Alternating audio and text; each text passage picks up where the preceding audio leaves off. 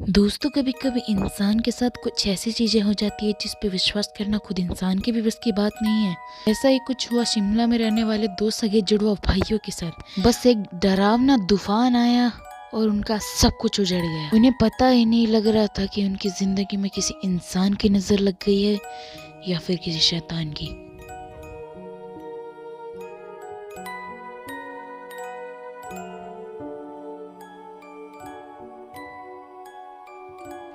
अजय पेशे से तो एक बिजनेसमैन था, लेकिन अपने माता पिता के जाने के बाद काफी ही कम उम्र से अपना फैमिली बिजनेस संभाल रहा था, जबकि उसका छोटा भाई आदित्य अभी कॉलेज से ग्रेजुएशन कर रहा था और घर पर एक छोटी बहन अर्पिता थी जो घर का सारा काम संभालती थी। मतलब ऊपर वाले की कृपा से सब कुछ समझो एकदम बढ़िया ही चल रहा था।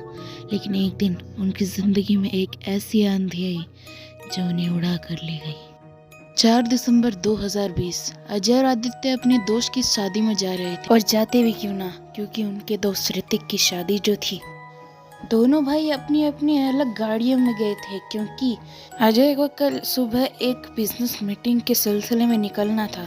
और हुआ भी कुछ ऐसा ही। अजय रात को ही शिमला के लिए निकल गया। रात का लगभग 1 बज रहा था और सारा रोड सुनसान पड़ा था।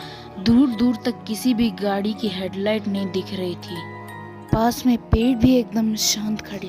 ओह शिट, यहाँ पर तो पेड़ भी नहीं है। काट रहे इसको स्क्रिप्ट से बावला। दोनों भाइयों ने अपने दोस्त की शादी को बहुत एंजॉय करा, लेकिन एक चीज को एंजॉय नहीं करा।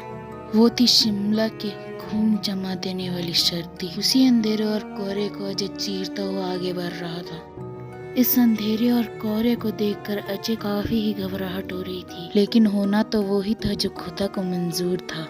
कुछ दूर जाने के बाद अजय की गाड़ी का म्यूजिक सिस्टम बंद हो गया। अजय ने जल्दी से गाड़ी रखी और म्यूजिक सिस्टम चेक करने लगा। अजय को समझ ही नहीं आ रहा था कि ये हुआ क्या है। तभी उसे गाड़ी के कुछ जोर से टकराने की आवाज आई। ये सुन के अजय के दिल की धड़कन काफी ज्यादा तेज हो गई। इतने सर्द भरे मौसम में उसके माथे का पसीना साफ साफ दिख रहा। उसे लगने लगा कि ये इलाका कहीं डाकू या चोरों का तो नहीं।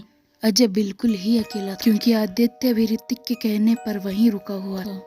अजय ने हिम्मत जुटाकर कार का दरवाजा खोला और बाहर आ गया। अजय ने गाड़ी के चारों तरफ घूम के देखा, लेकिन उसे कोई भी नहीं दिखा।